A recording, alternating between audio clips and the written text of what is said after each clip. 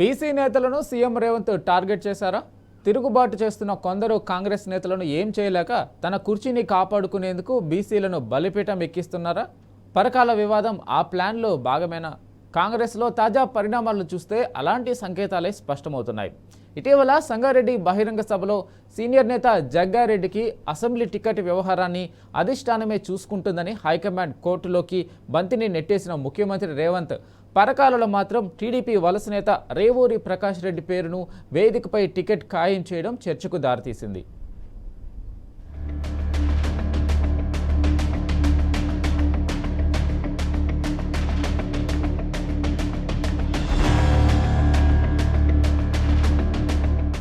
CM Revanth చర్యలను బట్టి BC నేతలను టార్గెట్ చేశారని తెలుస్తోంది. పరకల సభలో కావాలనే రేవూరి ప్రకాష్ రెడ్డి పేరును ప్రకటించారని అర్థమవుతోంది. వాస్తవానికి ఎమ్మెల్యే అభ్యర్థులను ముఖ్యమంత్రి ప్రకటించే సాంప్రదాయం లేదు. రేవంత్ కొత్త సాంప్రదాయం తీసుకొచ్చారు. తొలి నుంచి పార్టీని నమ్ముకొని ఉన్నవారిని కాకుండా తనకు అనుకూలంగా ఉండే వర్గానికి అవకాశాలిచ్చే ఎత్తుగడ వేసినట్టు తెలుస్తోంది.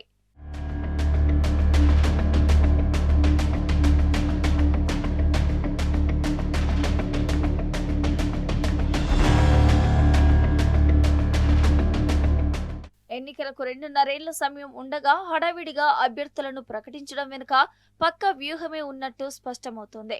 పరకాల టికెట్ వివాదం రాజేసి బీసీ మంత్రి కొండ సురేఖ మెడకు ఉచ్చు బిగించే ఎత్తుగడను వేసినట్టు తెలుస్తోంది. ఇటీవల సంగారెడ్డి సభలో సీనియర్ నేత జగ్గారెడ్డి అసెంబ్లీ టికెట్ వ్యవహారం కాంగ్రెస్ అధిష్టానమే చూసుకుంటుందని సీఎం రేవంత్ స్పష్టం చేశారు. పరకాల సభకు వచ్చేసరికి మాట తీరు మారింది. అక్కడ సిట్టింగ్ ఎమ్మెల్యే రేవూరి ప్రకాష్ రెడ్డికి వచ్చే ఎన్నికల టికెట్ ఇస్తామని బహిరంగ ప్రకటన చేశారు. నిజానికి పరకాల టికెట్ ను బీసీ మహిళా నేతగా జెన్జీ ప్రతినిధిగా మంత్రి సురేఖ కుమార్తె కొండ సుష్మిత ఆశిస్తున్నారు.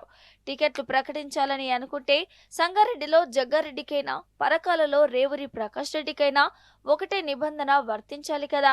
ఒకచోట ఒకలా మరోచోట ఇంకోలా ప్రదర్శిస్తున్న ద్వంద్వ ప్రమాణాల అర్థమేంటి? తన పీఠం కాపాడుకునేందుకే బీసీ నేతలను బలిపీఠం ఎక్కిస్తున్నారనే కాంగ్రెస్ వర్గాల్లో చర్చ జరుగుతోంది. బీసీ మంత్రులు పొన్నం ప్రభాకర్, కొండ సురేఖలపై గురిపెట్టారని, పొన్నం త్రుటిలో తప్పించుకోగా కొండ ఆ ఉచ్చులో పడ్డారని పార్టీలో అంతర్గతంగా సాగుతున్న చర్చల సారాంశం. పొన్నంకు శాఖల మీద ఆజమాయిషీ లేదని, మంత్రివర్గం నుంచి తప్పించి అదే సామాజిక వర్గం నేతకు పదవి ఇవ్వాలని ఓ వర్గం నుంచి కాంగ్రెస్ అధిష్టానానికి ఫిర్యాదులు వెళ్లాయని, అందుకు ఢిల్లీ నాయకత్వం అంగీకరించకపోవడంతో ప్లాన్ బి అమలు చేసినట్టు చెప్తున్నారు.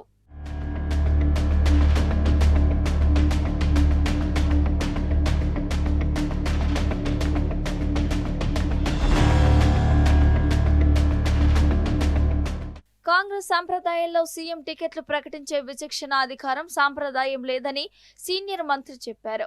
పార్టీ పదవులు, టికెట్ల కేటాయింపులు హైకమాండ్ కనుసన్నల్లో జరుగుతున్నాయని అన్నారు. వైఎస్ లాంటి నేత సొంతంగా టికెట్లు ప్రకటించే సాహసం చేయలేదన్న విషయాన్ని గుర్తు చేశారు.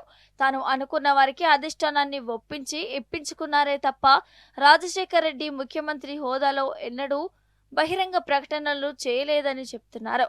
దాంతోపాటు కొండ సురేఖకు వర్తించిన సూత్రం కోమటిరెడ్డికి ఎందుకు వర్తించదని పార్టీలోని ఓ వర్గం ప్రశ్నించింది.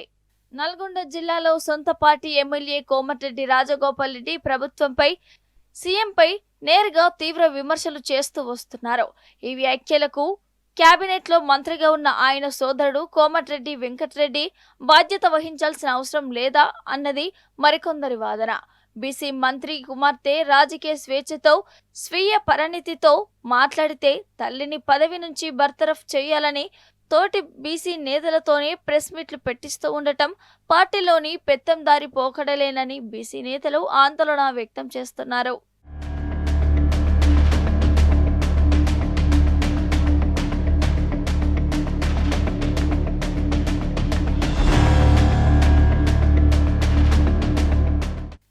కుటుంబాన్ని లక్ష్యంగా చేసుకుని సాగుతున్న రాజకీయ కుట్రలపై మంత్రి కొండ సురేఖ ఏఐసీసీ అధ్యక్షుడు మల్లికార్జున ఖర్గేను పూసగుచ్చినట్టు తెలుస్తోంది.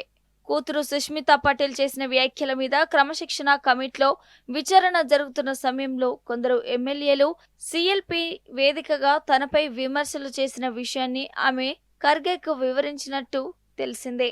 ఆ 17 మంది ఎమ్మెల్యేల వెనుక ఉన్న అదృశ్య శక్తి ఎవరో సురేఖ బహిర్గతం చేసినట్టు తెలిసిందే.